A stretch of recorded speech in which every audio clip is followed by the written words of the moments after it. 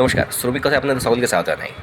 যখন আমরা কোথাও কাজ করি তখন আমাদের একটা ইমেল নাম্বার থাকে, আর যখন আমাদের পিএফের মানে একটা অ্যাকাউন্ট থেকে আরেকটা অ্যাকাউন্টে যেতে গেলে যে ক্লেমটা আমরা করি সেই ক্লেমটা ট্রান্সফার ক্লেম করি। তো সেই ট্রান্সফার ক্লেমটা আমি দেখাবো যে কোন প্যারা দ্বারা হয়। এখানে দেখতে পারবেন আপনারা, এই দেখুন, এটা হচ্ছে ক্লেম আগেনস্ট প্যারা 43(1) সাবসেকশন 1। দেখুন, এটা একটা অ্যাকাউন্টের পাসবুক ডিটেলস।